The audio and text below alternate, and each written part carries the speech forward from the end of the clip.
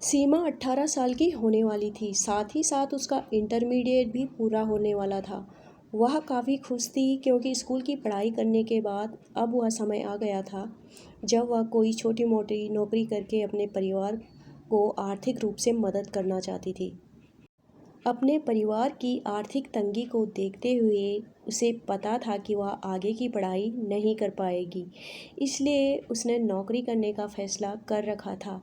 उसमें भरपूर आत्मविश्वास था। अभी उसके इंटरमीडिएट के एग्ज़ाम भी नहीं हो पाए थे कि अचानक उसकी माँ ने उसे बताया कि एक बहुत ही अच्छा रिश्ता आया है और इसके लिए वह मना नहीं कर सकते। ऐसा रिश्ता दोबारा नहीं मिलने वाला और ढूंढने पर भी दोबारा ऐसा रिश्ता नहीं मिल सकता। सीमा के पैरों के नीचे से ज़मीन खिसक गई क्योंकि अभी तो उसने शादी ब्याह के बारे में सोचा ही नहीं था। उसकी माँ ने उसको उसकी गरीबी की दुहाई दे देकर अपनी मजबूरियाँ गिना गिना करके उसे इस रिश्ते के लिए हाँ करने के लिए मना दिया। सीमा का सपनों से भरा दिल और आत्मविश्वास से भरा हुआ दिमाग एक पल में ढेर हो गया।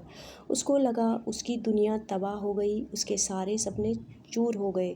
वह एक जिंदा लाश बनकर रह गई। कुछ ही महीने में उसकी शादी भी हो गई।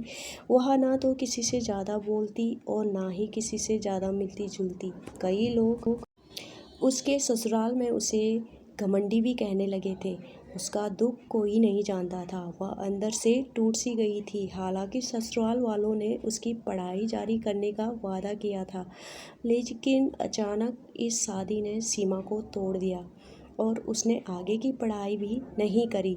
उसका पति भी कुछ दिन बाद अपनी जॉब पर चला गया। अब सीमा अपनी सास और ननद के साथ घर में रहती थी। वह खुद को काम में इतना व्यस्त रहती थी कि किसी से कुछ बात करने का टाइम न मिले। चालाकियाँ तो उसमें दूर दूर तक नहीं थी।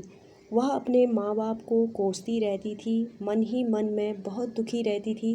कुछ समय के बाद उसने सब कुछ स्वीकार कर लिया, लेकिन उसका स्वभाव उसी प्रकार का था। वह न किसी से ज़्यादा बोलती, न हंसती, न उसे कोई चालाकियाँ दिखानी आती।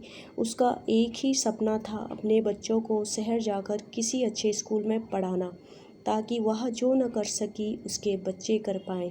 शादी के पूरे 6 साल बाद भी उसके पति ने कभी उसे अपने साथ ले जाना मुनासिब न समझा और वह ये बात कह भी नहीं पा रही थी। इस बीच उसके देवर की शादी हुई, वो भी लव मैरिज। देवर और देवरानी में ज़बरदस्त बॉन्डिंग थी।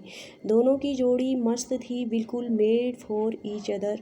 देवरानी का चंचल स्वभाव सास को बड़ा भाता। वो कुछ करे ना करे, बातों ही बातों में बहुत कुछ कर जाती। बातें बनाना और दूसरों के काम का क्रेडिट ले लेना उसके बाएं हाथ का काम था।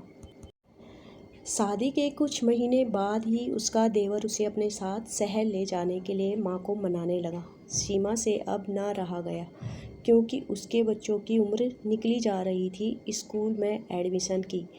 अब वह विद्रोही स्वभाव की हो गई। बात बात पे लड़ना उसका स्वभाव बन गया था। अब तक उसको सारे मेडल दिए जा चुके थे एक खराब बहू होने के, पर कोई उसकी भावनाओं को समझने वाला न था। किसी भी तरह वह शहर आ तो गई, पर यहाँ भी मुश्किलों ने उसका पीछा न छोड़ा। पति पहले ही उसे ताने देता था, अब वह पैसे की कमी भी होने लगी। सीमा को भी जॉब करनी पड़ी ताकि वह घर ठीक से चल सके और वक्त के साथ सब कुछ ठीक होता गया। पर इतने संघर्षों के बाद भी सीमा को उस बुरी बहू के टैग से मुक्ति न मिल सकी। वही उसकी देवरानी, जो उसकी हम उम्र और मनमौजी स्वभाव की होते हुए भी हमेशा छोटी और एक अच्छी बहू बनी रही। आखिर ये बुरी बहू का टैग हमेशा एक संघर्षशील महिला को ही क्यों मिलता है, और ये उसे देता कौन है? गरीबी की दुहाई देकर कम उम्र में शादी कराने वाले माँ बाप, या आंखें मूंदे ससुराल वाले, या एक भावना विहीन पति जो कभी उस लड़की, उसकी खुशी, उसकी इच्छा, उसके सपनों के बारे में नहीं पूछता, जिसे लगता है कि उस लड़की की शादी उससे हो गई है, यही उस लड़की के लिए बड़ी बात है, या फिर कुछ और। दोस्तों कमेंट में ज़रूर बताना। और आपको ये कहानी कैसी लगी ये भी ज़रूर बताना।